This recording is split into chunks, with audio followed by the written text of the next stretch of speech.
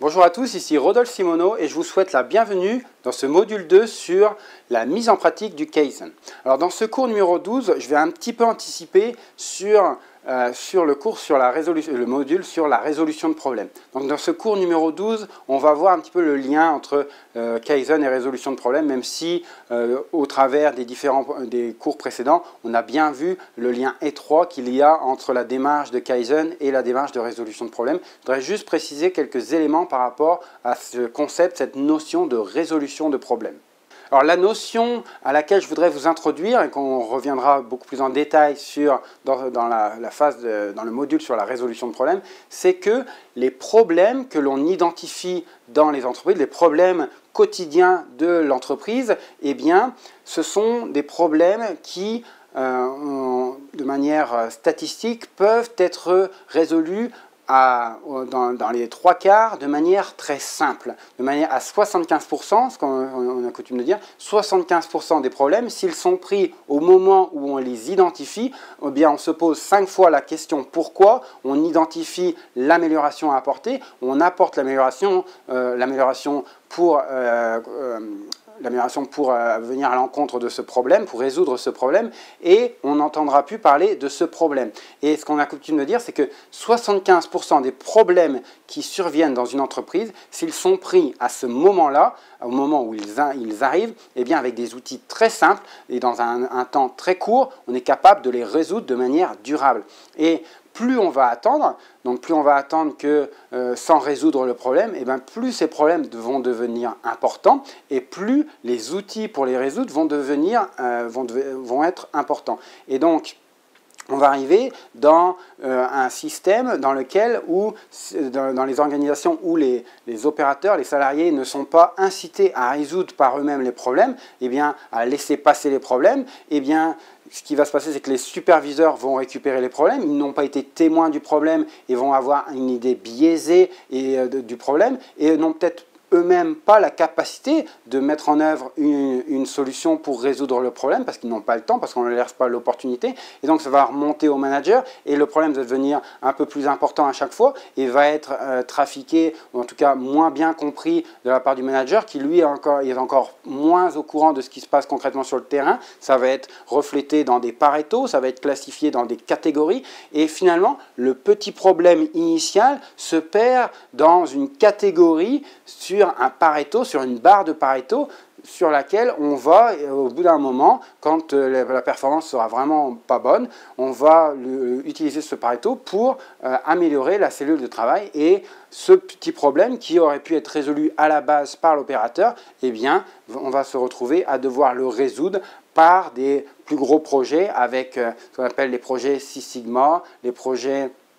de Black Belt, les projets Green Belt, les projets de Master Black Belt, pour être en mesure de les résoudre, en tout cas de résoudre la famille de problèmes qui découlent, qui se retrouvent dans cette barre de Pareto dans laquelle il a été mis en tant que catégorie. Et donc, on ne va pas nécessairement avoir l'outil adéquat pour résoudre le problème. Donc, la philosophie Kaizen amène aux opérateurs, aux salariés à résoudre par eux-mêmes les problèmes en améliorant, en donnant la possibilité d'améliorer au quotidien. Et cette capacité de l'organisation, des opérateurs, des salariés à résoudre par eux-mêmes leurs problèmes va permettre de ne pas engorger les problèmes qui sont plus complexes, où là, ils ne peuvent vraiment pas résoudre par eux-mêmes, où ça va devoir remonter d'un niveau au niveau du superviseur, au niveau du manager, pour être résolu avec des outils plus adéquats. Et là, eh bien, on va arriver à des situations où les managers, les superviseurs, les techniciens vont avoir à résoudre des problèmes à leur niveau de compétence. Ils ont des compétences différentes des opérateurs, des salariés qui y travaillent, et ont des compétences plus adéquates pour certains types de problèmes qui n'ont pas pu être résolus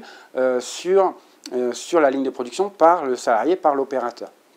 Donc, en résolvant au plus tôt possible les problèmes par les personnes concernées, directement concernées, c'est-à-dire les salariés, les opérateurs, eh bien, on va désengorger le processus de résolution de problèmes à tous les niveaux. Alors, pourquoi je fais je mentionne cette notion de résolution de problème au plus rapidement et par les personnes les plus proches du problème à ce moment-là dans le cours, parce qu'on est dans cette démarche de Kaizen, et dans les Kaizen, eh bien, on va essayer de cibler un maximum de petits problèmes que l'on va pouvoir résoudre avec la méthode des 5 pourquoi, avec les diagrammes d'Ishikawa, avec des outils simples, la résolution pratique de problèmes que le Lean, les différents outils que propose le Lean. Et la philosophie du Lean, c'est de dire, si vous êtes en mesure de les prendre suffisamment rapidement, ils n'auront pas le temps de grossir, et donc vous n'aurez pas nécessairement besoin, en tout cas